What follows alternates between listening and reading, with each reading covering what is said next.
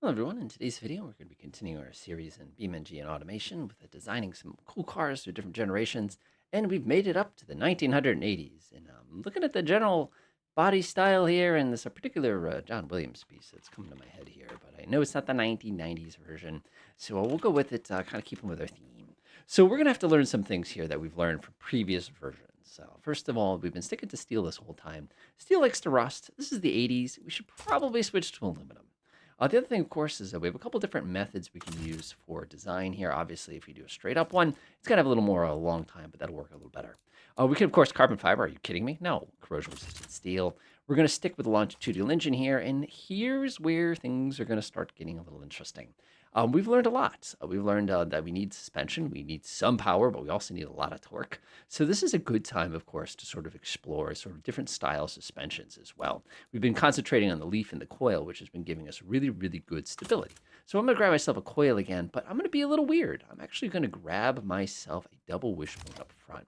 This is going to give me a little bit better handling up here. It's going to hurt our load capacity a little tiny bit, but what I'm hoping it will do is make it just slightly more drivable. And we'll see what we mean.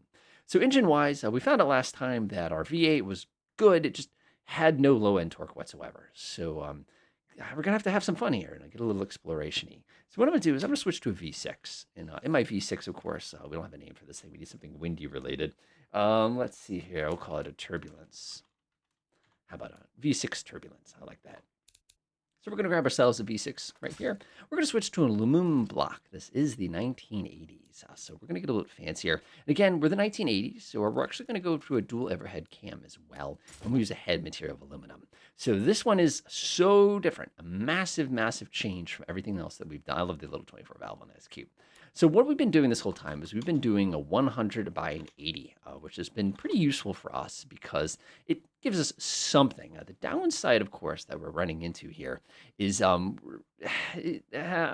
it's just not enough. We need more torque at the low end. So I'm going to be very scandalous here, and I'm actually going to make this a very interesting engine. We're going to go with 110 by 85. Now that gets us a 3.8 liter 6-cylinder engine. That's huge. I mean, these are chunky cylinders. And what I'm hoping is we can improve the lower end so that we don't have to worry so much about it. So we're going to go ahead and make everything pretty straightforward here. We'll do all lightweight forged. We'll do forged again, and we'll put a harmonic damper. I know I learned my lesson. So that looks pretty good. That's basically everything I'm going to need there. Compression, this is the 80s, so we can actually start getting higher compression engines. I'm going to start at everybody's favorite compression ratio. I'm also going to bring in variable valve timing. This is going to help us out a lot because it's going to give us a little bit better performance at the lower end. RPM limit, 6,000 is actually probably pretty reasonable. We're going to leave the turbochargers out. If we're ever going to do turbochargers, it's going to be a modern, like 90s version, but not the 80s version. Injection, we're going to do multi-point. Again, we're trying to improve performance, especially in the low end, and we'll do it by cylinder, which is going to make a massive, massive, massive increase in power for free, essentially. We'll do mid-performance, and what the heck? That looks interesting. It's like a tube. We'll go ahead and stick to regular fuel here. I don't want to get anything fancy. Come over here, we'll do tubular mid. Very tempting to go up to, man, that looks very 80s. I love it. Highest performance, none, and we'll, of course, throw in a reverse flow. So right out of the box, we're already more horsepower than our 1970s engine, which doesn't surprise me in the slightest. And our torque down here is so much better. You can see we're at 208 right now, which is excellent. I can work with 208. But if you take a look here, you can see a couple different issues. First of all, we're way too high in the RPMs right now. We're basically making far more than we need. We can also see that our exhaust is actually not making it today, that's brand new. So we could swing up to a dual exhaust. That's going to give us a nice little decrease in power. Well, sometimes it can be a decrease. In this case, it's not bad. We'll leave it at 90. Our headers are pretty good. We'll open those up a little bit. Try to aim for like 95%. So we have some wiggly room here. And now it's just a matter of kind of optimizing the rest of the engine here. So we'll go ahead and optimize this for about 95%. Carb, we don't need to change that. Obviously, it's a little weird using multi-point here. It's a little rich for this particular one, but that'll be okay. VVT is definitely what I want to use here. And cam, it says we have a little bit of room. And room we have. As a matter of fact, if I crank this and I do what it recommends, you'll see here that at maximum, that murders our torque drops to 206, which is a little less. It's a 208 was what we had before, so that's not bad. So it only made 2 pound-feet. But what it did do is if you come on this end, you'll notice we're now producing 286 horsepower. So I've actually increased this a little bit. You can see that gets me 287 horsepower with this. This thing is powerful. That is very different than some of the other options that we've done so far. And like me, I'm just going to run with it like I always do. And we're just going to keep optimizing and kind of see if we get 300 horsepower out of this. I will be very happy with this engine. It's a very big cylinder engine too, which is kind of nice. Let's see here. That's pretty good. Valves are still a little bit angry at me, but nothing too bad. And we'll go ahead and go to slightly tighter headers there. Again, nothing too excessive. Open up the exhaust a little bit. And that gets us 296.5 horsepower. That's amazing. And we also got a lot more torque down here than we had before. Very tempted to fits with this a little bit. I don't think I'm going to. But if we want to get a little more power out of it, we can actually do is we can stiffen up the springs a little bit. But what it's going to do is it will hurt our torque. My precious torque. I need that torque for things. Oh, well. Let's play with our compression ratio a little bit. Ta-da! And that gets us a 300.5 horsepower engine. This thing is potent. So I'm feeling good. Like, this is nice. I like where we're going with this thing already. All right, exhaust is good. I'm not going to change any of that. That looks pretty good to me. I think we actually have something that's ooh, we have a piston problem. Let's go fix that. We definitely don't want that. Oh, my gosh. This has been going on for a while, apparently. This is what I get for not paying attention. Let's see here. Piston experience high-level RPM stress. Stress, you say? What's wrong with my stress? Let's see here. Bottom end looks pretty good. Bottom end looks pretty good. Let's see if we switch up to this. This is going to increase our maximum torque a little bit. So what does that do? The pistons are increasing. Is our pistons there now? Let's switch to lightweight pistons here. Connection rods. I don't think we have a connection rod we can actually utilize here.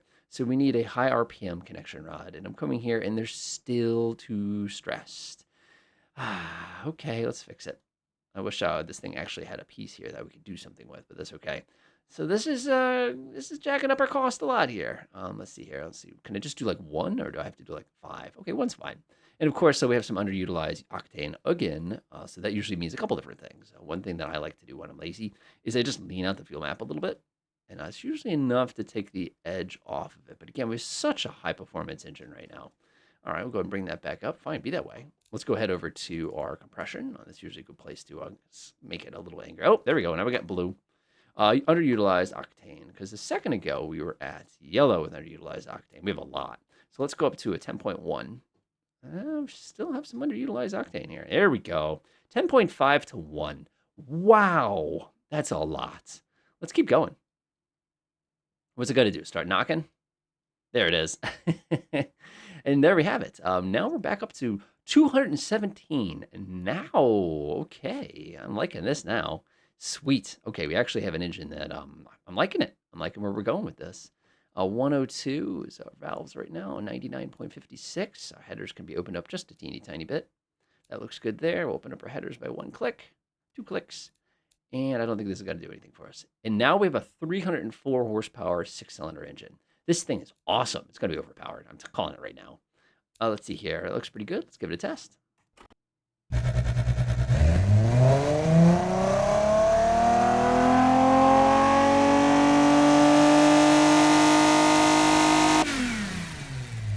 Nice. One more thing I want to fix. Let's see here. Where is that? I always miss that. I'm always blind. Doop. I think that should do it. Let's come back over here. Ta-da! We've done it. So now we have ourselves a really, really decently high-powered engine. It's 303 horsepower, which that's ample. I do not need to exceed that, and I can see all kind of my limits here, and we're not breaking any limits anywhere. Nice. We have done it, my friends. We have done 1 door? Okay, whatever you say there. Let's go to a 4-door. Of course, now we have this little thing in the front. We got this little thing in the back. Let's go ahead and grab ourselves some colors here. Let's see here. I know exactly what color I'm going to go for. Not that one, that's for sure. I'll do something like that. I wish it was just more faded. Kind of like green thing, kind of like an orange thing. I'm going to stick with that. Quail. The color is quail. That's pretty good. Let's go ahead and see if we go to all body slots. Let's grab that. We're going to grab that quail and stick it up top too because science. That was a mistake. Fortunately, we can boop. Would you like to default material? Yeah, you can go back. It was fine the way it was. Okay, so let's go ahead and do our normal thing. This is going to be an all-wheel drive version, and we're actually going to go to an automatic. We're going to make this a little more drivable this time. This is probably going to be 140 again, so I'll just set it there. And we're actually going to go with, it's very, very tempting to go with the automatic locker.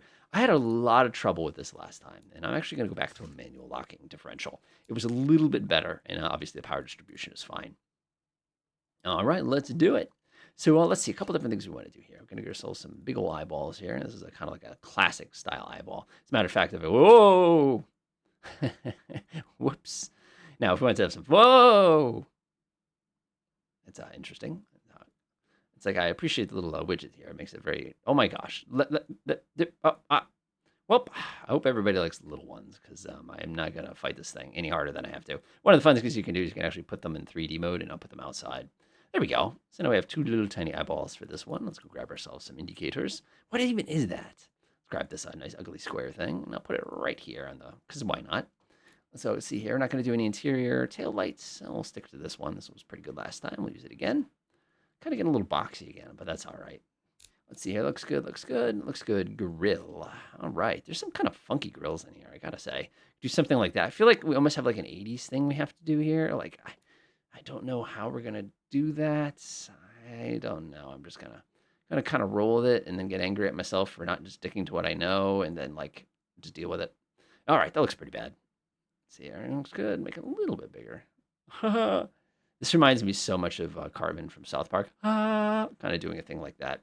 It is what it is. I'm not going to stress about it too much. Let's see. Sunroof. Nah. Let's see. What else can we do here?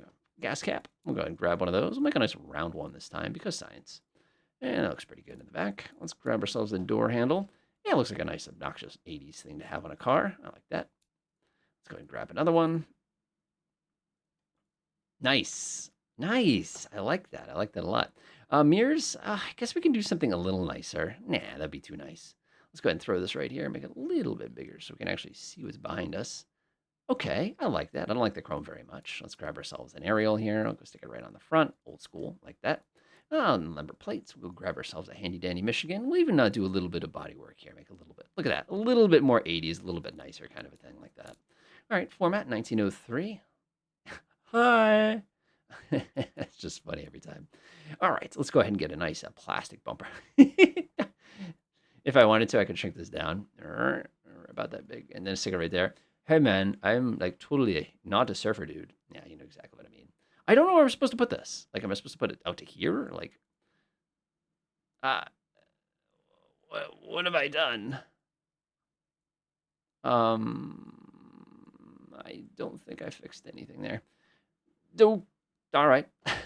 I'll roll with it. Get ourselves a bumper in the back as well for all the times that we ram ourselves by accident. Badge and decal. And we're going to go ahead and grab the little letter N because, like I said, this is a notable car. This is definitely not a Legend. Legends are much nicer cars. Let's see. Our all favorites wheels. 1980 steel. That looks pretty good right there. Exhaust tip. We are a dual exhaust this time. So we actually have a little bit more fun with this. We'll do angled dump. And we'll go ahead and mirror that over to the other side. Boop. And now we have ourselves a dual exhaust. Fancy.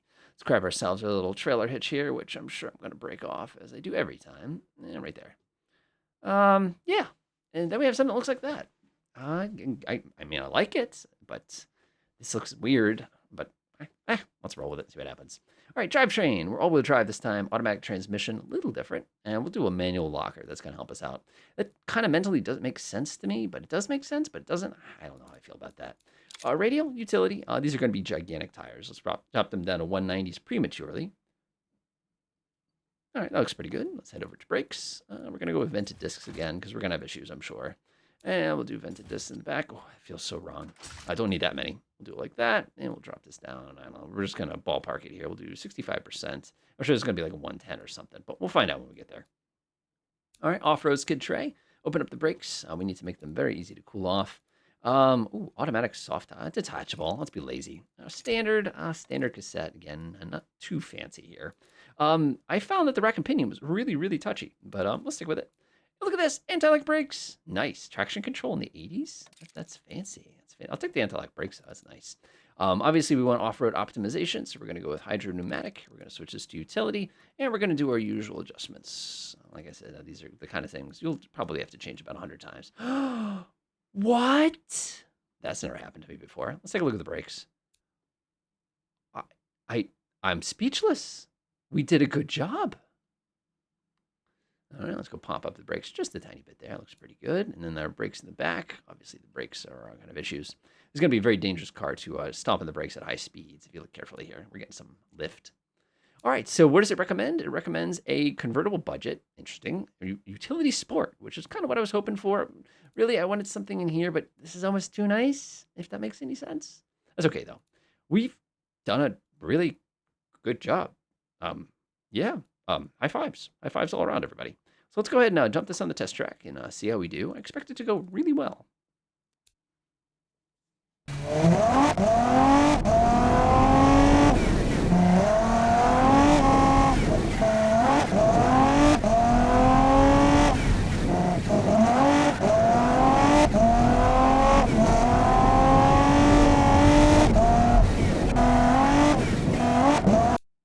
All right.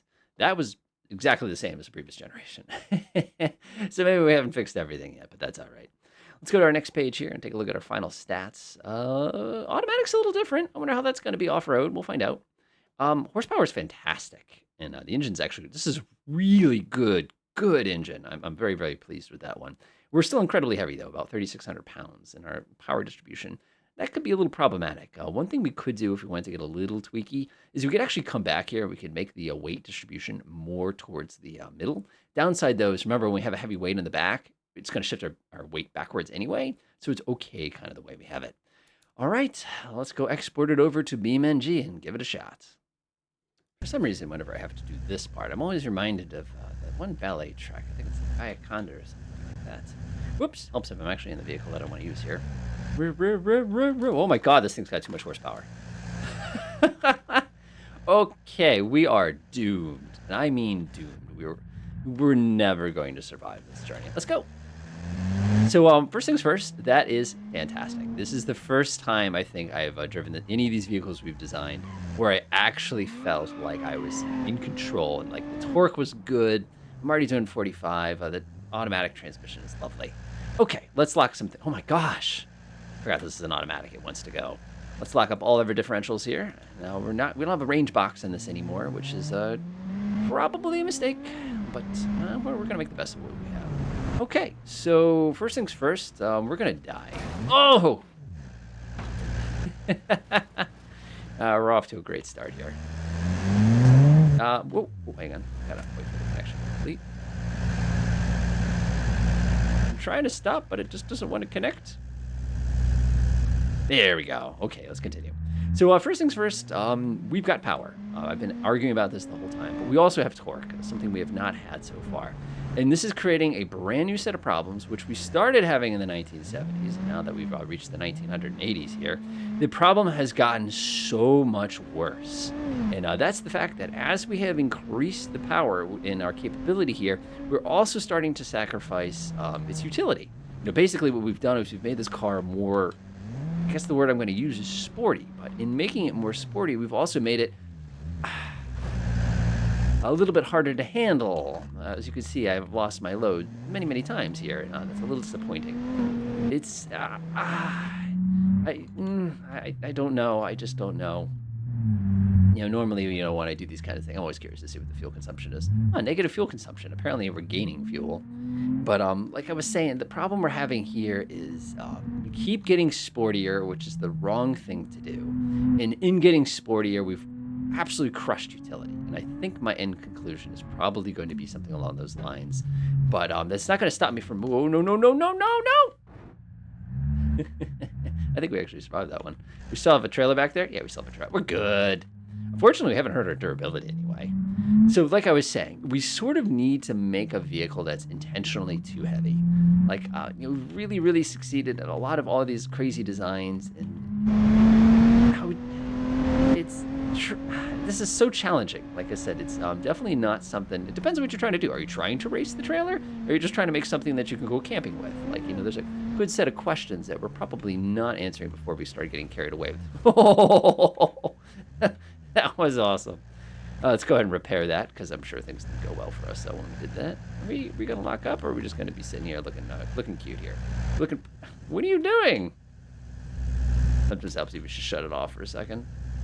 There we go. Okay, onwards. So like I was saying, we're struggling in that we've made these vehicles that are probably going to be a lot of fun on the track. And don't get me wrong, I'm going to take them to the racetrack when the series is over, and we'll test them that way too. But the it becomes dangerous. Like what I'm hoping what's going to happen is that when we head over to the 2000s, when safety equipment and stability equipment gets a little more reliable and a little bit easier to implement, is that we'll be able to use that technology to basically make the vehicle safer. And I'm hoping we can cross the line between being powerful and being safe and like still being able to like do stupid things like I'm doing right now. Like you would not go 65 miles an hour on this road in the real world. That's just reckless. And it's okay though, because that's what we're here to improve upon. Let's head down this way. I'm gonna hit the brakes. Oh, thank God for angelic brakes. How bad was that? This thing is just so powerful. Like I can't get over that. All right, so now we're here to go ahead and test the thing out. You can definitely see what's over there on the left, waiting for us. I'm just gonna stomp on the power. We have not succeeded so far. I don't expect to succeed. It's just one of those things where, oh my gosh. Oh my gosh. Oh my gosh. Oh! Does anybody have the MLG air horn button? Like if you have that, go ahead and press that a couple times. I cannot believe that worked. I am so impressed. We did it. It took us to the 1980s to do it, but we finally did it. I'm sorry. I just did not expect that to actually happen here. So let's go ahead and open up the car again. Yeah, it's a little better. Maybe a little looser for these corners. I can't believe that's possible. Like I didn't think I would actually succeed at that. So well, we can't have that, can we? Whoopsie daisy.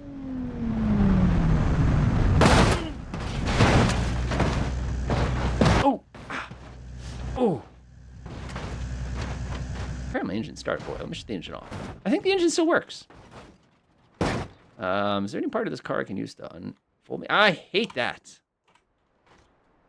Folks, like the button to move should be the same. I'm gonna rip the door off, aren't I? No, I think let me let go of the trailer first. Let's start there. I've got a lot of broken things on here, but let's see if we can still move after going off the side of the cliff there. First gear, engine start. Oh, come on. Don't think we're gonna get very far. I think we're a little bent, but you know what's incredible? I didn't snap the drive axle. This thing still goes. Like if I could somehow get this thing unbent, I don't think I'm gonna get it unbent. Like look at that, the back end still works. Interesting. Looks very sad. I kind of went, aww. But also, you just saw what it came off of to get down here. So I guess my conclusion here is, will the battle between power and safety, who's going to win? Well, I guess we'll find out. Enjoy.